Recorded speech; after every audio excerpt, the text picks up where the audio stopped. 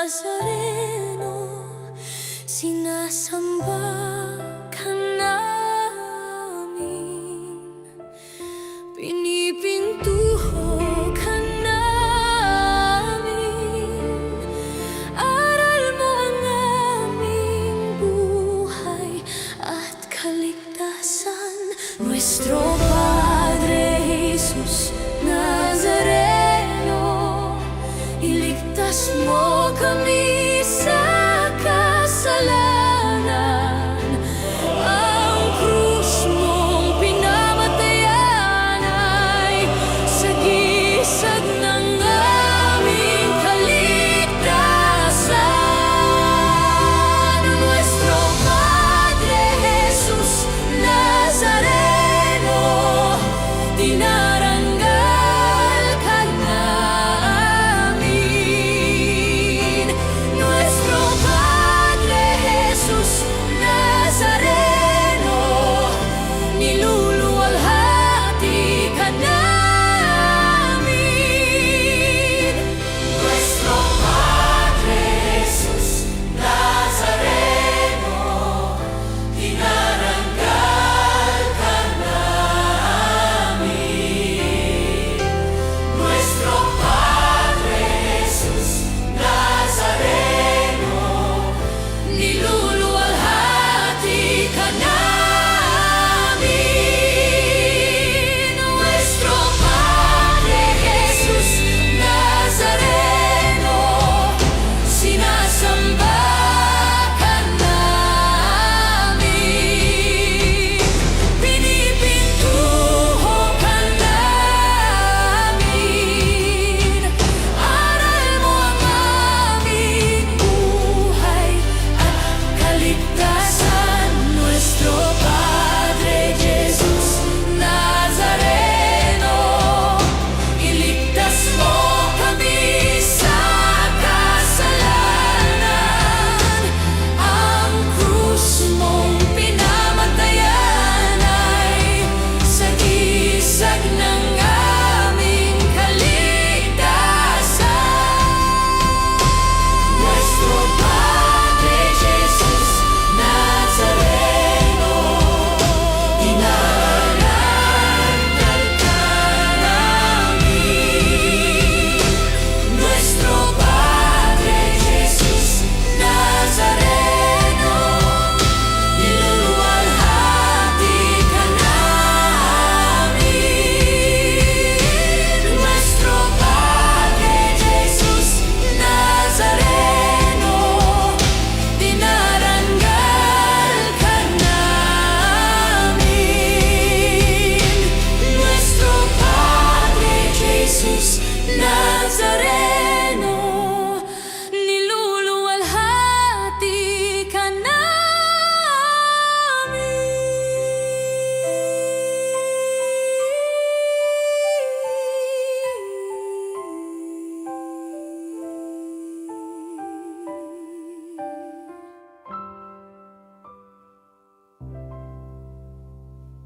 Sa piling sariwain, pagliligtas niya sa atin. Sa piling sariwain, pagliligtas niya sa atin. Sa ngalan ng Ama at ng Anak at ng Espiritu Santo, Amen. sumainyo ang Panginoon. At sumairin. Mga kapanalig, ipagkaisa natin ang ating sarili sa Panginoon at ihandog natin sa Kanya ang malinis nating pagsamba. Kaya't marapat na tayo magsisimuna sa ating nagawang kasalanan upang tayo maging marapat ding makinabang sa banal na sakramentong ito.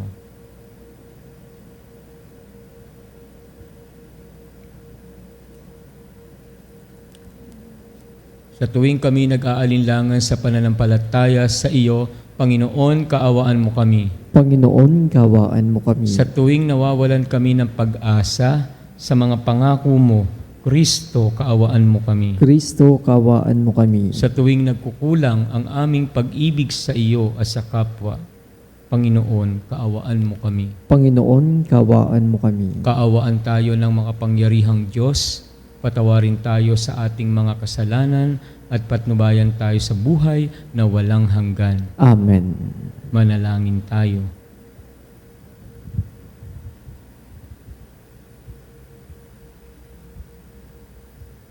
Ama naming makapangyarihan, lakas loob ka naming tinatawagan sa ngalan mong Ama naming banal.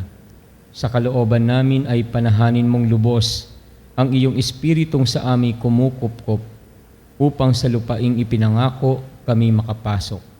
Sa pamamagitan ni Jesucristo kasama ng Espiritu Santo magpasawalang hanggan. Amen.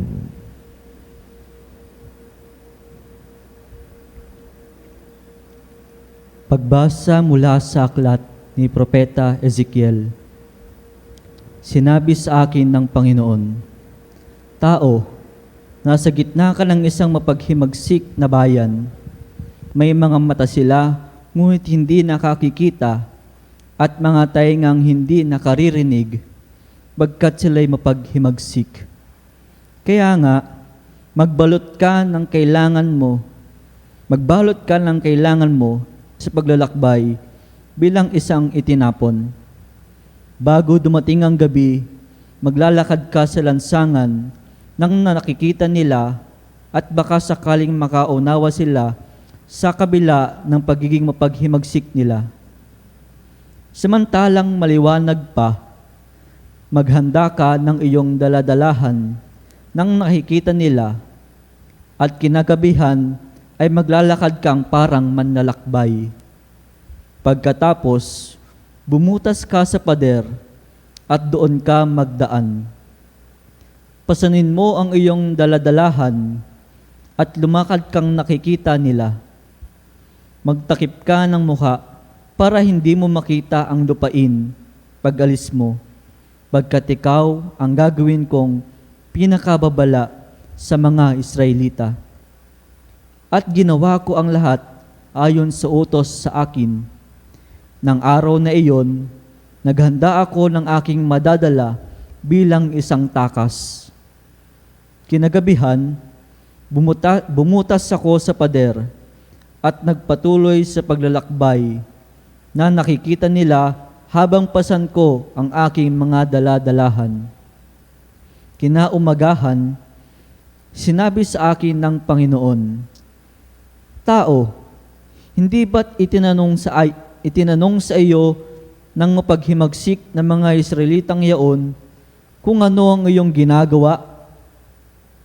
Sabihin mo sa kanila ni pinasasabi ko, ang pahayag na ito ay para sa pinuno ng Jerusalem at sa buong Israel. Sabihin mong ang ginawa mo ang pinakababala sa gagawin sa kanila. Itatapon sila at ipabibihag. Pagdilim, papasanin ng pinunan ng Jerusalem ang kanyang daladalahan at tatakas sa pamamagitan ng butas sa pader. Magtatakip siya ng kanyang mukha para hindi niya makita ang lupaing iiwan niya." Ang salita ng Diyos. Salamat sa Diyos. Hindi nila malilimot ang dakilang gawa ng Diyos. Hindi nila malilimot ang dakilang gawa ng Diyos. Ngunit sila'y naghimagsik sa kataas-taasang Diyos. Hindi nila iginalang ang kanyang mga utos. Katulad ng nuno nila'y sila'y kusang tumalikod. Nagtaksil na wari panang lumipad ng walang taros. Hindi nila malilimot ang dakilang gawa ng Diyos. Nanibugho itong Diyos sa kanila ay nagalit nang makita ang dambana ng larawang iniukit. Sumama ang loob niya noong ito ay mamasid. Itinakwil ang Israel sa tindi ng kanyang galit. Hindi nila malilimot ang dakilang gawa ng Diyos. Sa gisag ng kanyang lakas, ang kaban ng kanyang tipan, binayaan na mahulog at makuha ng kaaway. Nagalit sa kanyang bayat, ibinigay sa kaaway. Kaya naman ang marami sa kanila ay namatay. Hindi nila malilimot ang dakilang gawa ng Diyos. Hallelujah, hallelujah, hallelujah. Hallelujah, hallelujah, hallelujah.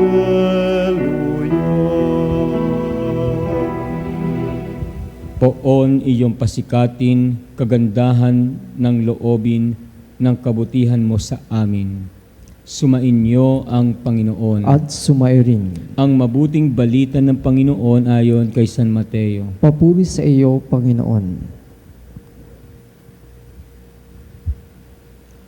Noong panahong iyon, lumapit si Pedro at nagtanong kay Jesus, Panginoon, makailan pong patatawarin ang aking kapatid na paulit-ulit nagkakasala sa akin? Makapito po ba? Sinagot siya ni Jesus, hindi ko sinasabing makapito, kundi 70 ulit pa nito.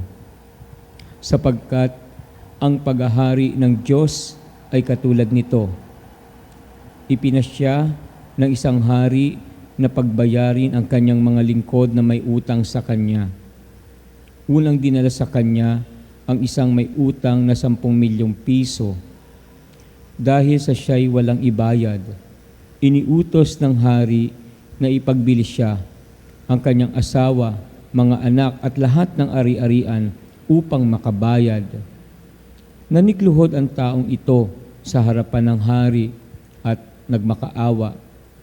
Bigyan pa ninyo ako ng panahon at babayaran ko sa inyo ang lahat. Naawa sa kanya ang hari, kaya ipinatawad ang kanyang mga utang at pinayaon siya. Ngunit pagkaalis niya roon, ay nakatagpo niya ang isa sa kanyang kapwa lingkod na may utang na 500 piso sa kanya. Sinunggaban niya ito at sinakal, sabay wika, magbayad ka ng utang mo. Naglumuhod iyon at nagmakaawa sa kanya. Bigyan mo pa ako ng panahon at babayaran kita. Ngunit hindi siya pumayag. Sa halip, ipinabilanggo niya ang kanyang kapwa lingkod hanggang sa ito'y makabayad. Nang makita ng kanyang mga kapwa lingkod ang nangyari, sila'y labis na nagdamdam. Pumunta sila sa hari at isinumbong ang nangyari. Kaya't ipinatawag siya ng hari, Ikaw, napakasama mo, sabi niya.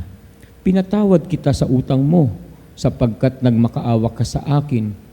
Nahabag ako sa iyo. Hindi ba dapat ka ring mahabag sa kapwa mo? At sa galit ng hari, siya'y ipinabilanggo hanggang sa mabayaran niya ang kanyang utang. Gayon din ang gagawin sa inyo ng aking amang nasa langit kung hindi ninyo patatawarin ang inyong kapatid.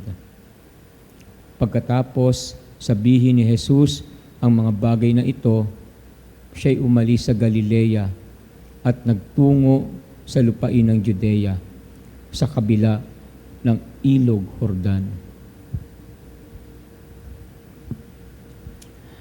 Ang mabuting balita ng Panginoon. Pinupuri ka namin, Panginoong Heso Kristo. Papurit parangal kadakilaan sa ating Panginoong Heso Kristo. Amen. Mga kapanalig, narinig natin uli itong magandang talinhaga ng ating Panginoon tungkol sa pagpapatawad. Kasi tinanong ni Pedro kung ilang beses magpapatawad. Hindi sinabi ni Jesus yung dami ng pagpapatawad. Kasi yung 7 at 70 ulit pa nito ay alam natin 70 times 7 yan pero ang interpretation natin diyan ay lagi paulit-ulit na pagpapatawad so hindi yung makapito lamang o hanggang makasampu o hanggang ilan, parang walang katapusan na pagpapatawad Of course mahirap 'yon. Kaya lang ginamit niya yung talinhagang ito para ikumpara lamang po ang awa ng Diyos sa atin, na kung ating ikukumpara yung kakayanan natin na awa sa kakayanan ng Diyos, talagang hindi natin matatapatan yon. Pero dahil binigay naman sa atin ng Diyos ang awa na ito, na hindi natin kayang bayaran, dapat ganun din ang awa na ating ipagkakaloob o ibibigay sa ating kapwa. Ibig sabihin, kung ano mang kasalanan sa atin ng kapwa natin, kakapiranggot lang yun, no? Sa mabibigay, kakapiranggot lang yun na utang sa atin, no? Kumpara sa nagawang utang natin sa Diyos, ang ating kasalanan na ipinatawad niya. Kasi ang kasalanan, ang kasalanan talaga, hindi siya, hindi mo siya pwedeng burahin sa pamamagitan lang ng parang babayaran mo, no? We cannot pay for it, no? Para mawala yung utang natin sa Diyos. Okay? Kaya yung halaga na yon, talagang walang kasing halaga, no? Priceless. That is the mercy of God, no? Kumbaga, kung ko-convert natin yan, kung gaano tayo ilang beses magpatawad, dahil ito ay priceless, ibig sabihin paulit-ulit talaga. Now, that will be the challenge for us. Kung tatanungin ko kayo mga kapanalig, hanggang saan nyo ba talaga kayang magpatawad? Okay. Hindi ko rin masasagot yan ng kung ilang beses. Pero ang nakikita kong sagot at pinagninilayan ko, hanggat kaya ko. Okay? Kasi pagka ganun yung attitude natin, no? Hanggat kaya ko magpatawad, ano yan we will always extend it, no? Extend it. Parang you want to do better the next time. Di ba ganun yung mga yung mga athlete, no? Parang sinasabi nila yung kalaban nila, yung sarili nila, no? They will perform better the next time, no? Kaya hanggat kaya, yun ang gagawin nila, no? Parang pagpapatawad, magandang attitude natin. Imbis na mag-isip tayo ng hindi ko na kaya to, no? Kung hanggang kailan ko mapapatawad ang tao na ito. We shift our our way of forgiving people by saying hanggat kaya ko. Kasi positive attitude yan, no? When it comes to forgiveness, we will try to do better the next time.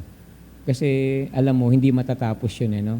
Talagang laging may mas maganda ka pang magagawa. So yung paulit-ulit na yun, no? Eventually, that will make that person kung di man mas banal, mas maging mabuting tao sapagkat ang kanya ng isinasabuhay ay kapatawaran at hindi paghihiganti. Pero wag niyong kakalimutan yung last part na ito, no? Yung sinabi ng ating Panginoon, ang mangyayari sa atin, no? Pag hindi tayo nagpatawad sa ating kapwa. Yung sinasabi sa atin ni Jesus ay ganun din, no? Tayo ay, so of course, metaphor lang ang ginamit niya, ikukulong hanggat di natin nababayaran ang kahuli-huli ng kusing. Ibig sabihin, may consequence, no? Ang hindi natin pagpapatawad. We will also suffer with that, no? So, wag nating hayaan, no, na ang dahil lamang sa katigasan ng ating puso, sa huli, magsasuffer din tayo, no? Okay, hindi natin ma-describe yung suffering na ito, no? Pero maybe yung suffering na sinasabi dito sa atin ng Panginoon, yung bang anguish na may ginawa kang masama, tapos hindi mo inamin, hindi mo tinanggap, at hindi ka nagpatawad, no? Parang anguish na napakasakit sa kalooban, napakalungkot, no? Very hard to describe, but that is of course a suffering of a person. Yan ang mangyayari kapag tayo hindi natutong magpatawad. Kaya very central sa Christian living, no, ang forgiveness. It will always challenge us, no, kasi parang sa mga turo ni Jesus, ito na yung ito yung mahirap, no? Biruin mo yung kaaway mo. mamahalin mo pa rin. No? Pero revolutionary talaga ang turo ng ating Panginoon. The way Jesus changed the world is by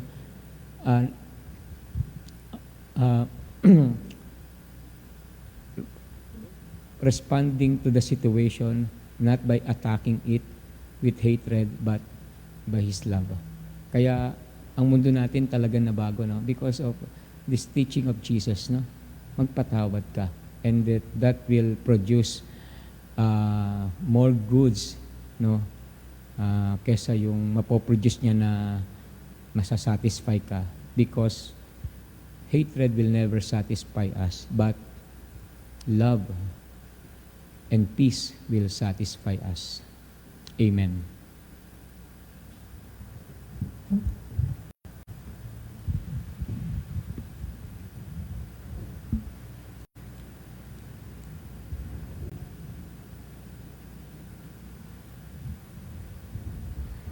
Manalangin tayo sa Diyos upang makapagdulot ng pakikipagkasundo sa daigdig ang kanyang bayan na nakadama ng kanyang pagpapatawad.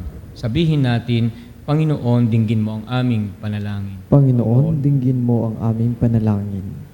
Ang bayan ng Diyos na pinalaya ng dugo ni Kristo, naway hindi magkahiwa-hiwalay at mamuhay sila ng pagkaunawaan at kapayapaan. Manalangin tayo sa Panginoon. Panginoon, dinggin mo ang aming panalangin. Ang mga may dinaramdam o sama ng loob bunga ng mga kalupitan at pagkakamaling ginawa sa kanila, naway huwag magkimkim ng hinanakit sa kanilang puso, bagkus maging bukas sa kapayapaan ni Kristo. Manalangin tayo sa Panginoon. Panginoon, dinggin mo ang aming panalangin.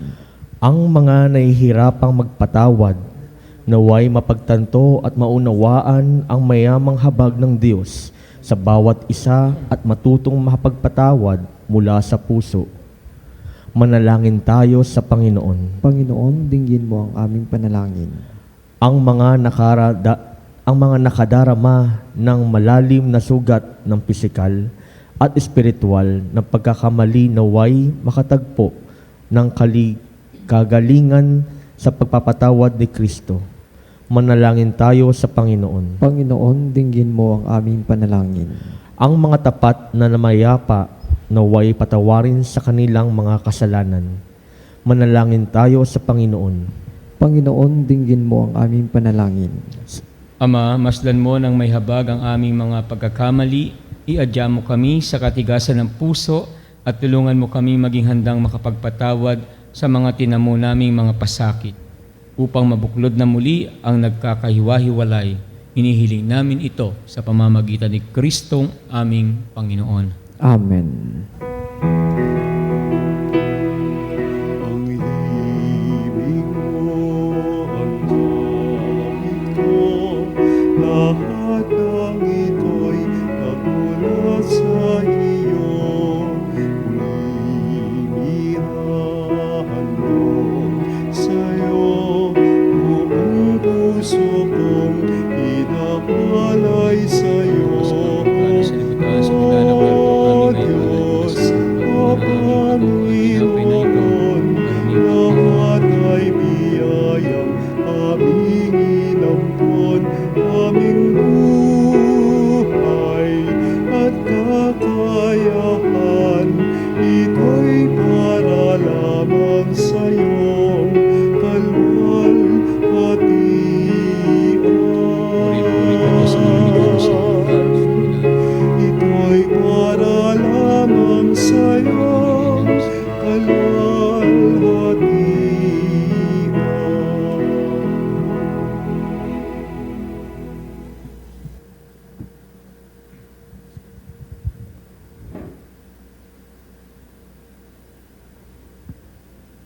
Manalangin kayo mga kapatid upang itong ating paghahain ay kalugdan ng Diyos Amang makapangyarihan. Tanggapin nawa ng Panginoon itong paghahain sa iyong mga kamay sa kapurihan niya at karangalan sa ating kapakinabangan at sa buong sambayanan niyang banal. Ama naming lumikha, kalugdan mo ang mga alay ng iyong sambayanan.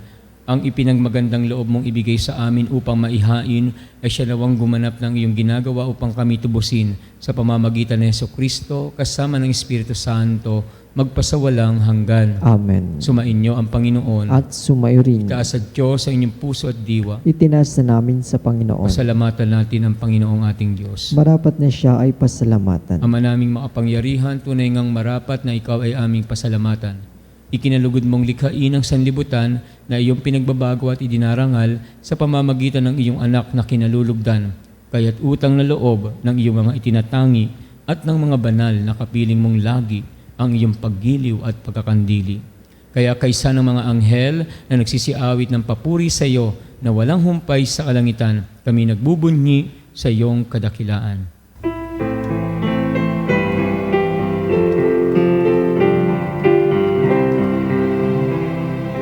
Santo, Santo, Santo, Panginoong Diyos ng mga hukbo, napupuno ang langit at lupa ng kadakilaan mo.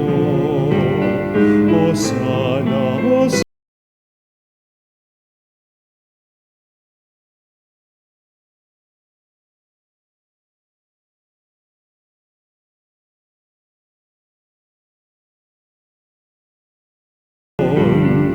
Hosana, Hosana sa kaitaasan.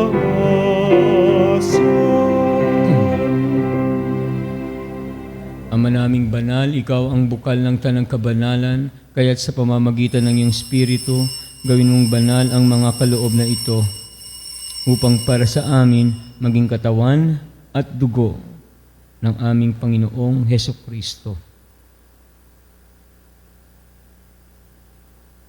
Bago niya pinagtiis ang kusang loob na maging handog, hinawakan niya ang tinapay, pinasalamatan kanya, pinaghati-hati niya iyon, iniabot sa kanyang mga alagad at sinabi, "Tanggapin ninyong lahat ito at kanin.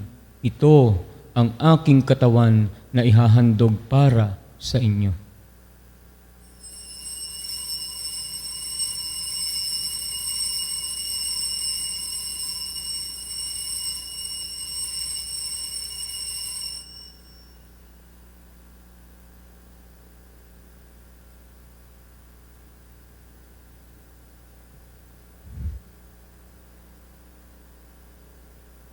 Gayun din naman, nung matapos ang hapunan, hinawakan niya ang kalis. Muli kanyang pinasalamatan, iniabot niya ang kalis sa kanyang mga alagad at sinabi, "Tanggapin ninyong lahat ito at inumin. Ito ang kalis ng aking dugo, ng bago't walang hanggang tipan, ang aking dugo na ibubuhos para sa inyo at para sa lahat, sa ikapagpapatawad ng mga kasalanan.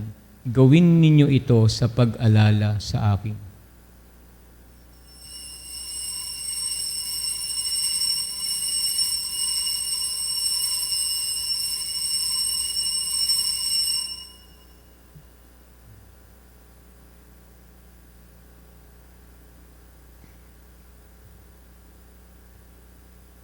Narito ang katawan at dugo ni Kristo. Ipagbunyi natin ang misteryo ng pananampalataya.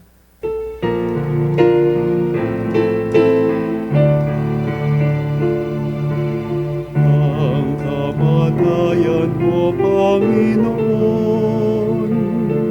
aming ipinahayag.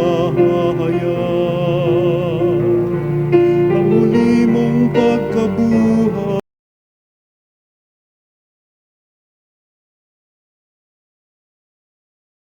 babalik hanggang sa iyong pagbabalik. Ama, ginagawa namin ngayon ang pag-alala sa pagkamatay at muling pagkabuhay ng iyong anak. Kaya't iniaalay namin sa iyo ang tinapay na nagbibigay buhay at ang kalis na nagkakaloob ng kaligtasan. Kami nagpapasalamat dahil kami iyong minarapat at tumayo sa harap mo para maglingkod sa iyo. Sinasamo namin kaming magsasalo-salo sa katawan at dugo ni Kristo ay mabuklod sa pagkakaisa sa pamamagitan ng Espiritu Santo. Ama, lingapin mo ang iyong simbahang laganap sa buong daigdig. Puspusin mo kami sa pag-ibig, kaysa ni Leon na aming Santo Papa, at ni Elias na aming Obispo at ang Tanang Kaparian. Alalahanin mo rin ang mga kapatid naming nahimlay na may pag-asang sila'y muling mabubuhay. Gayon din ang lahat ng mga pumanaw, ang mga kapanalig naming inaalala namin sa misang ito.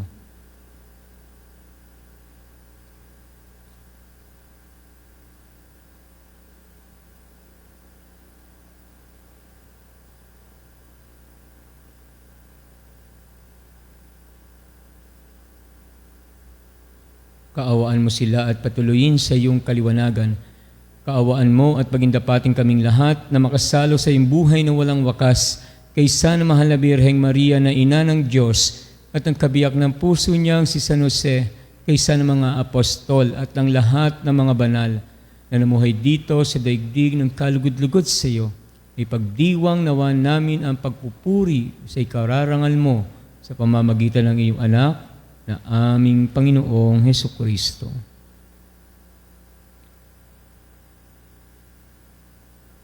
Sa pamamagitan ni Kristo, kasama niya at sa Kanya, ang lahat ng parangal at papuri ay sa iyo, Diyos Amang makapangyarihan, kasama ng Espiritu Santo, magpasawalang hanggan.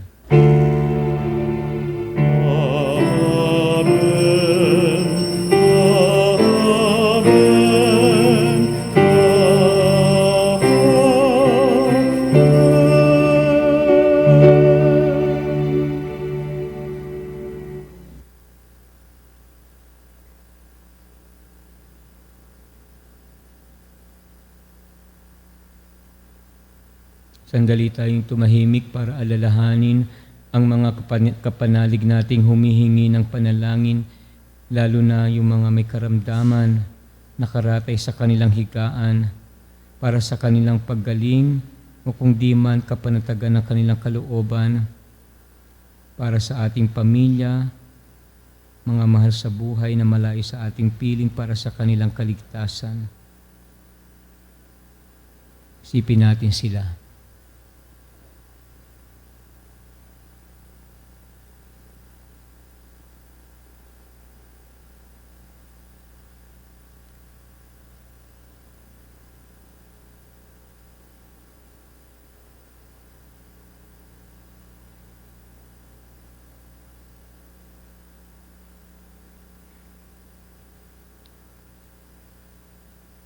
Sa tagubilin ng nakagagaling na utos at turo ni Jesus na Panginoon natin at Diyos, pahayag natin ang lakas loob.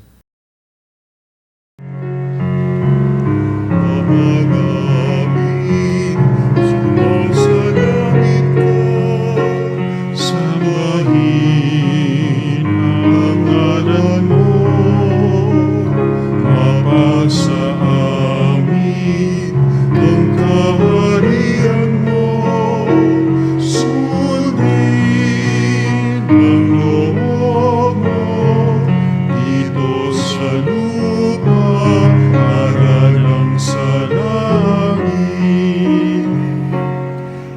Bigyan mo kami ngayon ng aming kakanin sa araw-araw.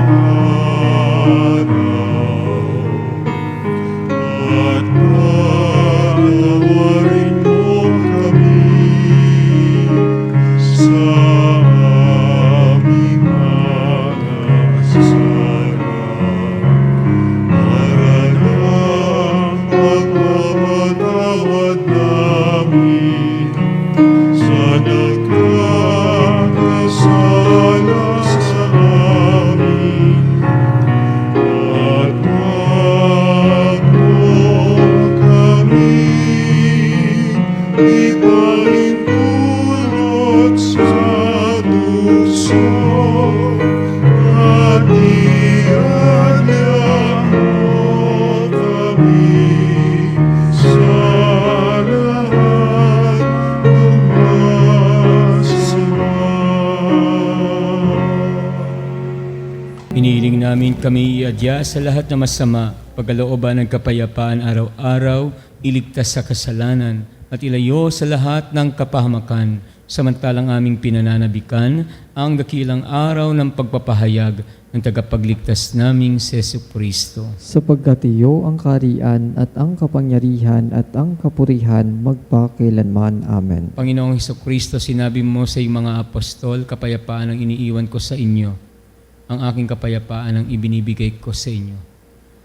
Tunghayan mo ang aming pananampalataya at huwag ang aming mga pagkakasala. Pagkalooban mo kami ng kapayapaan at pagkakaisa ayon sa iyong kalooban kasama ng Espiritu Santo magpasawalang hanggan. Amen.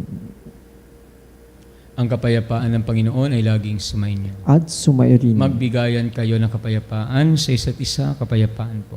Peace be with you. Cordero ng Diyos, na nagalis ng mga kasalanan ng sanlibutan, maawa ka sa amin. Cordero ng Diyos, na nagalis ng mga kasalanan ng sanlibutan, maawa ka sa amin. Cordero ng Diyos, na nagalis ng mga kasalanan ng sanlibutan, ipagkaloob mo sa amin ang kapayapaan.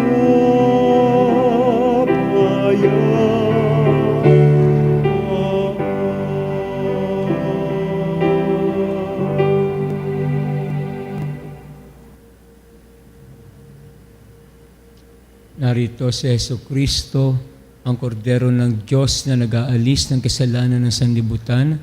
Mapalad kayong inanyayahang makisalo sa kanyang piging. Panginoon, hindi ako karapat-dapat na magpatuloy sa iyo, ngunit sa isang salita mo lamang ay gagaling na ako.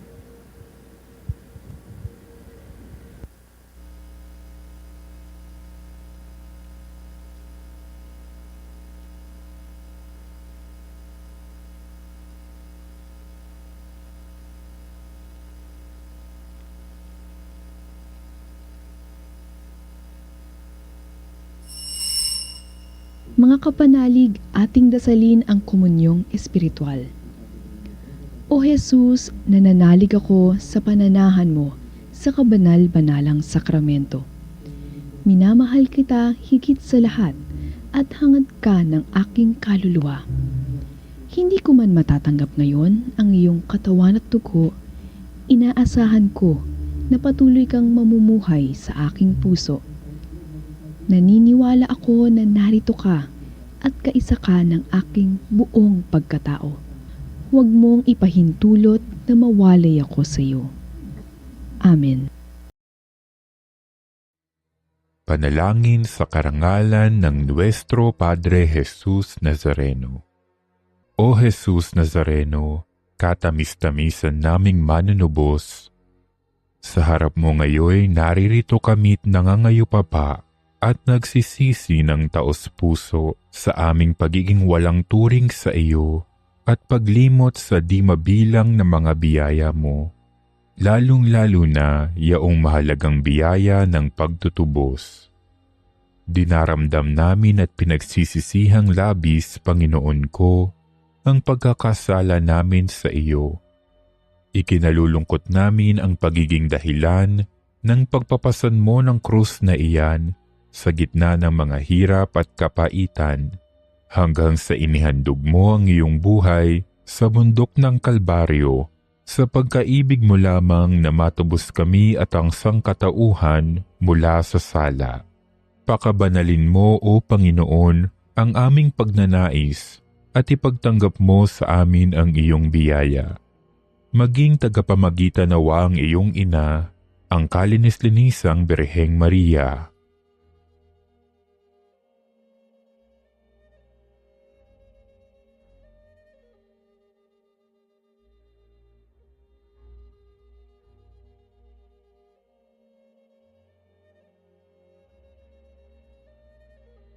Ama naming makapangyarihan, niloob mong akuin ang iyong anak, ang krus at kamatayan, upang ang sangkatauhan ay matubos at mabuhay.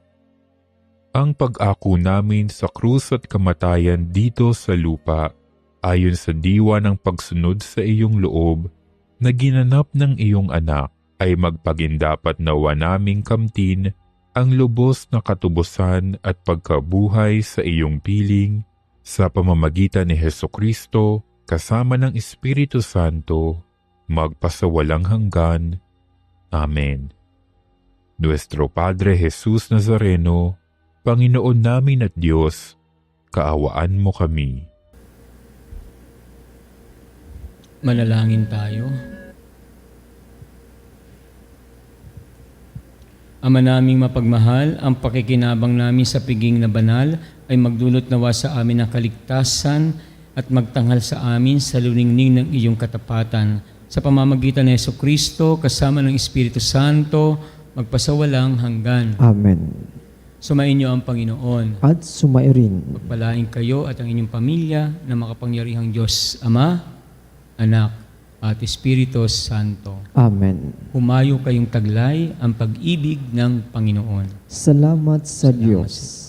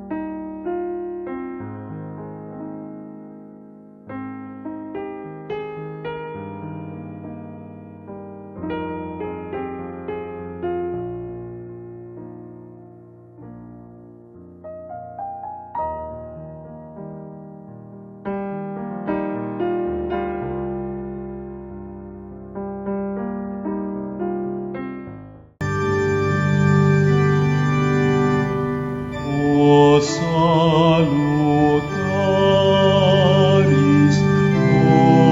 hostia,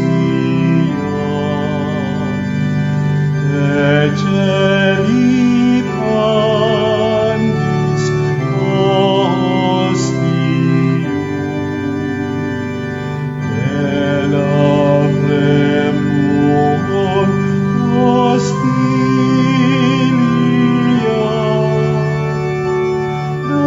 darabur per auxilium,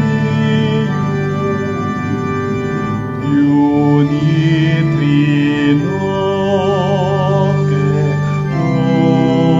Domino, sit sempiterna gloria, vitam sic termino, nobis donet in patria.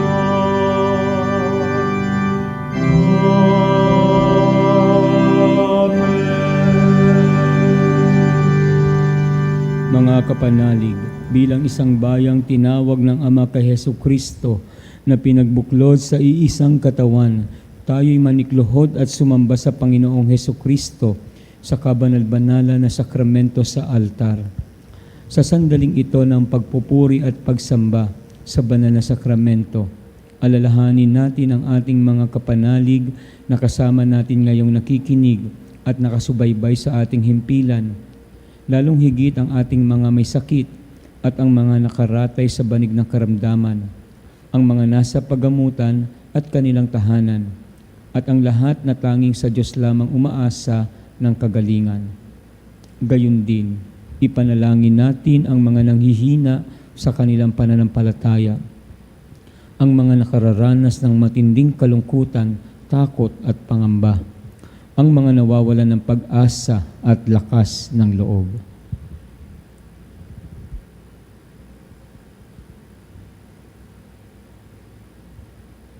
O Diyos, halina at kami tulungan. O Panginoon, magmadali ka sa iyong pagdamay. Papuri sa Ama at sa Anak at sa Espiritu Santo. Kapara ng una ngayon at magpa sa walang hanggan. Amen.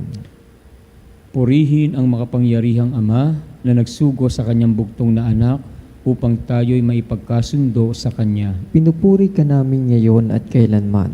Purihin ang Panginoong Hesukristo, ang kordero ng Diyos na nag-alay ng kanyang katawan at dugo bilang pagtubos sa sala ng tanan. Pinupuri ka namin ngayon at kailanman. Purihin ang banal na Espiritu, ang Panginoong nagpapabanal na pumupuspos at nagbibigay kagalingan sa lahat. Pinupuri ka namin ngayon at kailanman.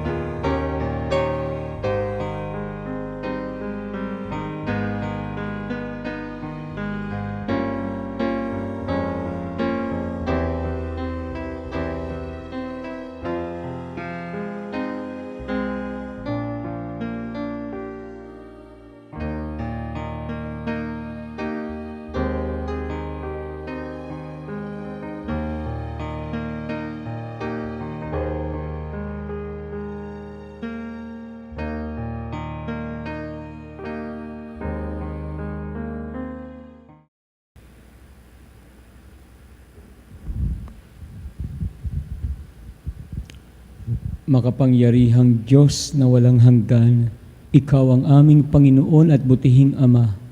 Sa iyong pagpapala, ipinagkaloob mo ang lakas sa aming kahinaan. Tunghayan mo po ng may kagandahang loob ang iyong mga lingkod na may sakit at karamdaman, ang mga nababalisa at nawawalan ng pag-asa, ang mga natatakot at nalulumbay, ang mga may matinding problema at pinagdaraan ng hirap sa buhay, ang mga nasa bingit ng kamatayan. Pagalingin at alawin mo po sila sa kanilang mga karamdaman at ibalik sa kalusugan at kapanatagan ng loob upang mabatid nila ang iyong kabutihan at sila'y magpasalamat sa iyong banal na pangalan. Hinihiling namin ito sa pamamagitan ni Kristong aming Panginoon. Amen. Panginoon, nagsusumamo kaming dalawin ang tahanang ito at alisin mula rito ang lahat ng mapanirang kapangyarihan ng kaaway. Manahanawa rito ang iyong mga anghel na banal upang panatilihin kami sa kapayapaan at sumaamin nawang lagi ang iyong pagpapala. Hinihiling namin ito sa pamamagitan ni Kristong aming Panginoon. Amen. Gawaran nawa tayo ng makapangyarihang Diyos ng kapanatagan ng loob at mapayapang buhay. Amen.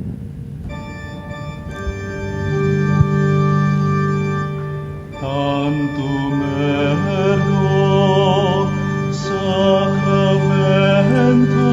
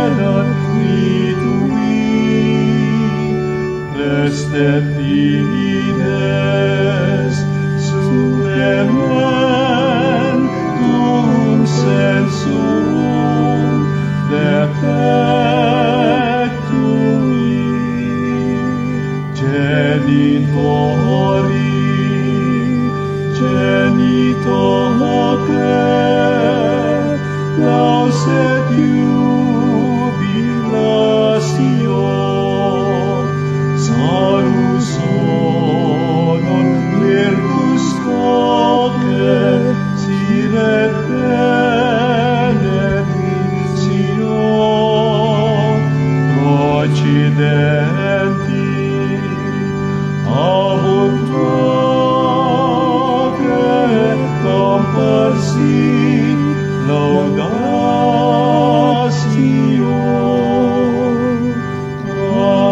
Amen. Amen. Panem de cielo prestitis tieis, Nom ne delectamentum in sea ventem. oremus. Deus qui nobit sub sacramento mirabili, passiones tue memoriam reliquisti, tribue quae sumus, ita nos corporit et sanguinis tuis sacra mysteria venerari, ut redemptiones tui fructum in nobis iugiter sensiamus, qui vivis et regnas in saecula saeculorum. Amen.